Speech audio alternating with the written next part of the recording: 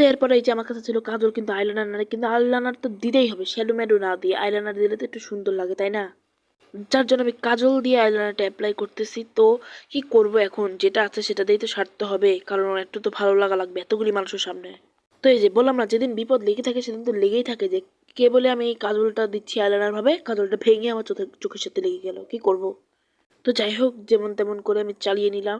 এই যে উপরে দেওয়া হয়ে গিয়েছে আমার আইলাইনার, এবার আমি দিচ্ছি নিচে আমার চোখে। তো এটা দিলে আমার আমার আবার কাজল দিয়ে একটা অভ্যাস, আমি মানে বাড়িতে থাকলে আমার মানে কাজলটা অনেক ফেভারিট একটা মানে পার্ট আমার মেকআপের ভিতরে। আমি কোনো মেকআপ করি আর না করি, আমার কাজল না দিলে কেন জানি ভালোই লাগে না, তাই কারণে আমার সবসময় আমার চোখে কাজল থাকেই প্রায়। তো গাইস, আমার ভুরু তো প্লাক করা না, যার কারণে আমি আঁকাতে পারি না, আর আমি তো এখন ছোট মানুষ, যার কারণে আমাকে এখন ভুরু প্লাক করে দিবে না। আমি একটু বড় হলে, আমার আপুদের সমান হলে দেন আমাকে ভুরু প্লাক করে দেবে। তো যাই হোক একটু মানে সাইজ করে নিলাম এই খারাপ ভুরুটাকে। তো এখন আমি দিয়ে নিব লিপস্টিক,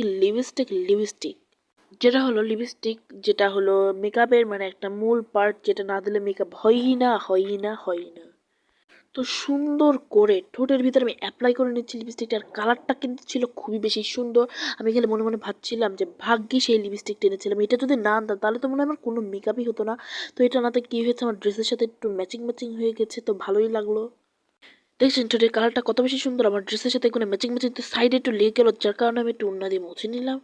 তো আবার মনে হচ্ছে একটু কম লাগছে, যার কারণে আবার আমি ঘষে নিলাম। এটাই হয় যখন মেকআপ থাকে না, তখন লিপস্টিকটা মনে হয় কি একবারে আপন মেকআপ জন হয়ে যায়। তো এই যে এখানে আমি এনেছি কিন্তু ব্লাশ অন, মানে ব্রাশ, কিন্তু আমি এখানে ব্লাশটা আনিনি, যার কারণে এখন কি করব, এখন তো নিনজা টেকনিক খাটায় আমাকে তো ব্লাশ অনটা দেওয়াই লাগবে, তাছাড়া তো ভালো লাগবে না। এত সিম্পল হলে কি কেউ তাকাবে আমার দিকে? যার কারণে সুন্দর করে একটু নাকে, একটু গালে, একটু থুতনিতে, একটু কপালে, যেখানে যেখানে ব্লাশ অন দেয় সেখানে সেখানে সুন্দর করে টেপ করে লিপস্টিক দিয়ে নিলাম। এখন কি করবো, এই যে এটা এখন ব্লেন্ড করব। তো ব্লেন্ড করার জন্য যে ব্লাশনটা আমি আনছিলাম এইটাও ভেঙে গেল, কি আর করব। তো এটাই দিয়ে কোনো রকম চালিয়ে নিচ্ছি। তো এখন আমার কাছে ছিল হচ্ছে ফেস পাউডারের ব্রাশ, যেটা দিয়ে আমি তুলি। তাড়াহুড়ো করে যে কি বলছি আমি নিজেও বুঝতে পারছি না, কারণ ওদিক থেকে বান্ধবী আমাকে ফোন দিয়েই যাচ্ছে।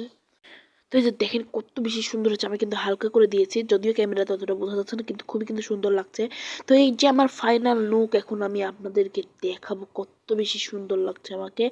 এ টেন টেনা, এই যে আমার ফাইনাল লুক। চুলে দিয়েছিল তেল, কিন্তু আমি সুন্দর করে ওড়নাটা নিয়ে নিয়েছি, চুলটা একটু ঝেড়ে নিয়েছি। তো যাই হোক, আমার দিকে তো একটু তাকানোর ব্যবস্থা হয়েছে, আমার দিকে তো সবাই একটু হলেও তাকাবে।